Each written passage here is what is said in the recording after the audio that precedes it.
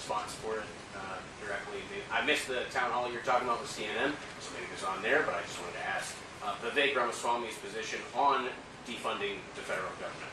I'm a very big fan of his position on just wiping it out pretty much half of the entire staff by doing it on Social Security, right? So there's no claim as to firing people for a particular reason or a grievance against that person specifically.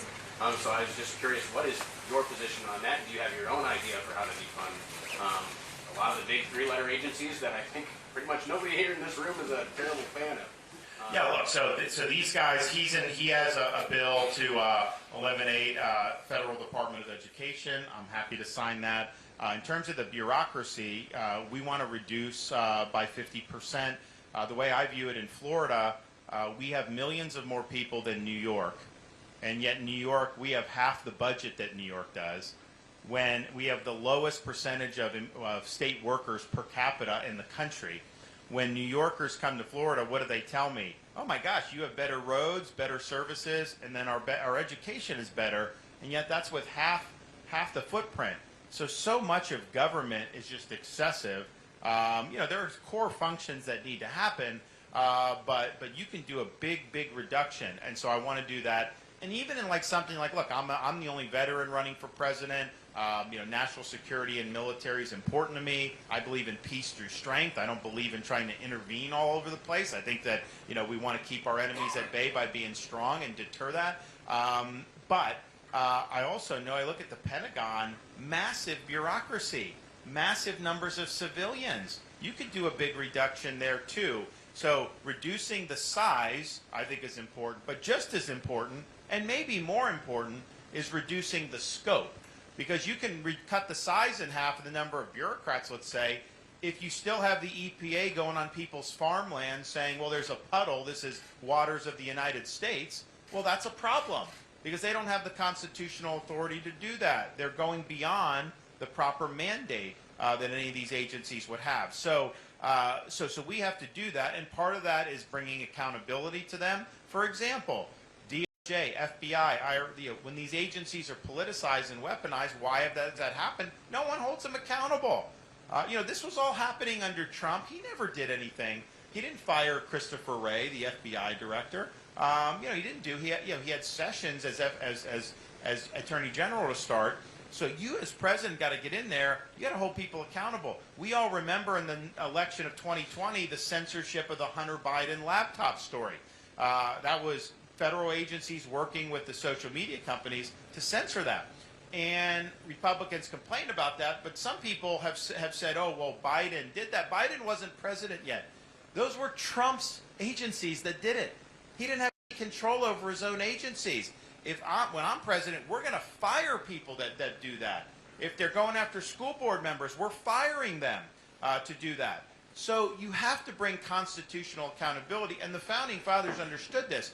That's why they have checks and balances and separation of powers, because if power accumulates with no accountability, human nature being what it is, they will abuse their power. They will abuse their power. Now, we need to do all this stuff in the executive, but these guys in Congress, they've abandoned the power of the purse. The founders said that if the government was doing things to violate your freedom, the House would just not fund those things, and then they wouldn't be able to do it anymore, and that would just stop. What you have now is you have government on autopilot with these continuing resolutions and omnibus bills where they're just not doing that. And I know both of these guys are definitely in favor of reclaiming that power of the purse, because as an American citizen, that's your number one redress for grievances, is electing people to control the purse strings and to not fund things that are bad for the country. And that just doesn't happen now. It just keeps going and going and going. So I'll be in there fighting. These guys will be fighting in the Congress, but the end result is just this. There's things that the federal government does that's bad policy.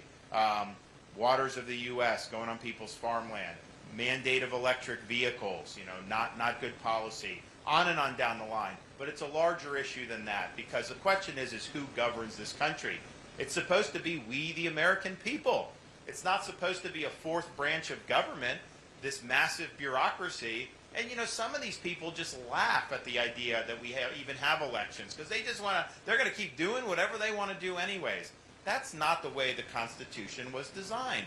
So we're going to restore the Constitution to its rightful place as the centerpiece of our national life, and we're going to restore power to we, the American people. One of the most beautiful things I ever saw happen was when he fired his Surgeon General in Florida, who was in favor of keeping up the lockdown measures, the masking and the distancing and all that. Literally, he was removed from a press conference in the middle of contradicting the governor. And that's what we needed to see in the White House, but it didn't happen. When Fauci, Fauci, not afraid of whether or not you're going to fire people. right, you're going to look. You're going to get. Hear you say whether or not, if you're playing half to 70%. You're going to get sued, but you got to be not afraid of that. You just go to court and win.